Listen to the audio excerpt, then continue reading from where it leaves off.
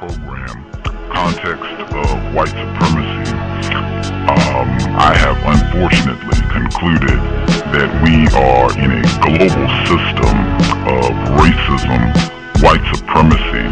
I use those two terms as synonyms. I use the same definition for both terms. That definition is as follows: a global system of people who classify themselves as white and are dedicated to abusing and or subjugating everyone in the known universe whom they classify as not white. Do you believe that such a system exists, and do you think that definition is accurate? Well, I believe that the definition is definitely there. And to add to the concept is I'd like to go a little bit deeper and get into why that exists. And the reason why that exists, because of scholars such as Neely Fuller and Dr. Francis Cresswellsing, we understand that there are twin principalities of evil at work. Number one is a fear of genetic annihilation. And two, because of this fear, they have generated a sense of insecurity and inferiority. And in their arrogant ignorance, they have attempted to put together a system that will ensure that they will have a place in the cosmic universe where there is no place for them. For they are an accident. They are not a mutation. They are mutated. They are mutations of a mutant.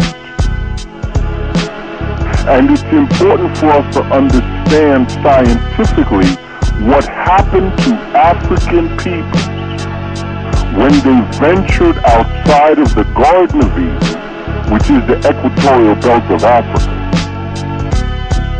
And in so doing, and in understanding why this concept of white supremacy exists, we as a people, a cosmic people, see, peoples, what we may call white or of European descent, they are not a cosmic people.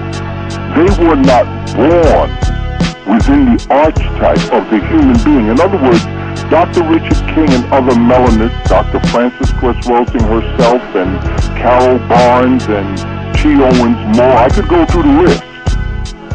What they have developed is an understanding of the role of melanin, the presence of it, the absence of it, what happens when it's present, what happens when it's absent. Not just as it relates to skin melanin, but what happens as it relates to neuromelanin in the brain, specifically in the third ventricle, which is in the limbic system of the brain, which produces this cerebral spinal fluid.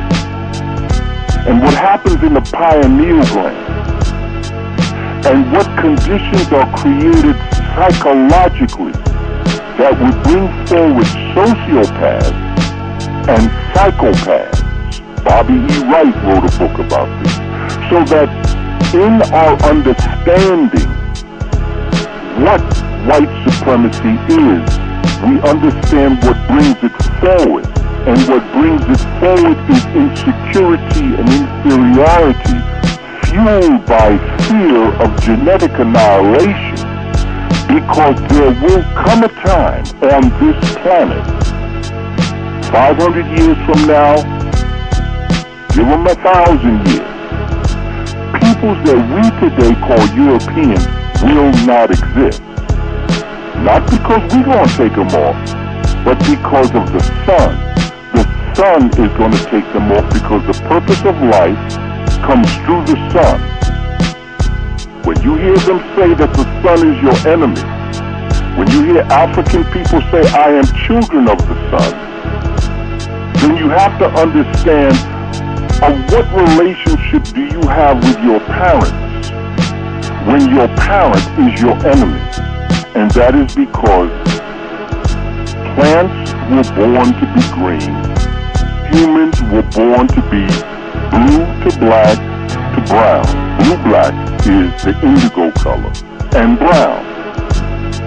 Anything that veers from the archetype, whether it is a plant, which is called an albino plant, or a human, which is called an albino human, is not meant to survive, and albino plants will work themselves off the earth, just like in time. These peoples we call European human beings, they will no longer be.